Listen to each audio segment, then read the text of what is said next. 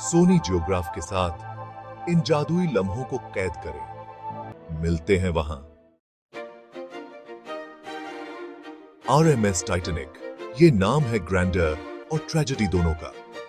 इसका maiden voyage शुरू हुआ था अप्रैल 10, 1912 को। ये ब्रिटिश पैसेंजर लाइनर, जिसको व्हाइट स्टार लाइन ओन करता था, उस टाइम पे इंजीनियरिंग का एक करिश्मा था।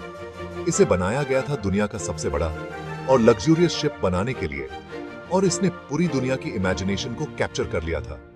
टाइटैनिक ने अपना सफर साउथहैम्पटन, इंग्लैंड से शुरू किया और उसका डेस्टिनेशन था न्यूयॉर्क सिटी। इसके ऊपर हर तरह के लोग सवार थे, अमीर से अमीर लोग और ऐसे इमिग्रेंट्स जो अमेरिका में एक नई जिंदगी की तलाश में थे। इस शिप में स्विमिंग पूल, जिम्नेजियम और टर्किश बाथ जैसी लग्जूरियस सुविधाएं थी। टाइटैनिक जल्दी ही इंसानी एम्बिशन और टेक्नोलॉजिकल ताकत का प्रतीक बन गया। पैसेंजर्स और क्रू सभी इस सफर को लेकर बहुत एक्साइटेड और होपफुल थे।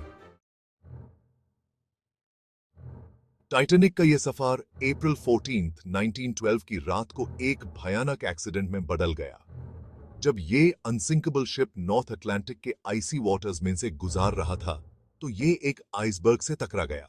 ये टक्कर रात के 11:40 पर हुई, जिससे पूरे जहाज में भूचाल आ गया। कुछ लोगों को ये टक्कर शुरू में मामूली लगी, लेकिन ये जानलेवा साबित हुई।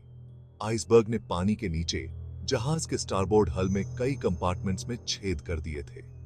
पानी अंदर आने लगा और क्रू ने अपनी पूरी कोशिश की, लेकिन यह साफ हो गया कि टाइटैनिक बहुत बड़े खतरे में है। उन्होंने दूसरे जहाजों को मदद के लिए मैसेज भेजे, लेकिन सबसे नजदीकी जहाज कारपेथिया भी कई घंटे दूर था। जैसे जैसे स्थिति की गंभीरता स्पष्ट होती गई, लोगों में डर और अफरा तफरी फैल गई। टाइटैनिक में उस समय के हिसाब से काफी एडवांस्ड सेफ्टी फीचर्स थे। इसमें वाटर टाइट कंपार्टमेंट्स बनाए गए थे ताकि पानी अंदर न आ सके, लेकिन ये कंपार्टमेंट्स जहाज के हल के ऊपर तक नहीं थे। इस डिजाइन फ्लॉ की वजह से जब जहाज का बो पानी में डूबने लगा, तो पानी एक कंपार्टमेंट से दूसरे कंपार्टमेंट में जाने लगा। साथ ही जहाज में लाइफ बोट्स की संख्या भी काफी कम थी, जो सिर्फ आधे पैसेंजर्स और क्रू के लिए ही काफी थी।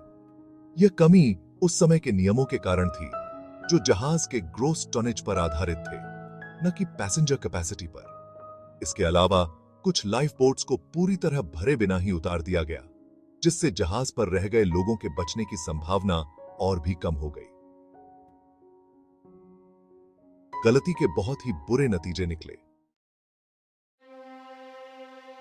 सेक्शन 4, दूक और शिखा। टाइटैनिक के डूबने के बाद टाइटैनिक के डूबने से 1500 से ज्यादा लोगों की जान चली गई। जैसे जैसे जहाज पानी में डूबता गया, कई पैसेंजर्स और क्रू ठंडे पानी में डूब गए। जो लाइफ बोट्स उतारी गई थीं, वो भी भरी हुई थीं, जिससे कई लोगों को अपनी किस्मत के हाथों मरना पड़ा। कुछ घंटों बाद कारपेथिया वहां पहुंचा और लाइफ बोट्स में सवार बचे हुए लोगों को बचाया। इस हादसे की खबर सुनकर पूरी दुनिया में सदमे की लहर दौड़ गई। इस त्रासदी ने लोगों को नाराज कर दिया और मैरीटाइम सेफ्टी रेगुलेशंस में बड़े बदलाव किए गए। नए कानून बनाए गए, जिसमें यह जरूरी कर दिया गया कि सभी जहाजों में सभी पैसेंजर्स और क्रू के लिए पर्याप्त लाइफ बोट्स होनी चाहिए और 24 घंटे रेडियो वॉच रखना चाहिए। नॉर्थ अटलांटिक में आइसबर्ग्स पर नजर रखने के लिए इंटरनेशनल आइस पेट्रोल बनाया गया ताकि भविष्य में ऐसी दुर्घटनाएं न हो।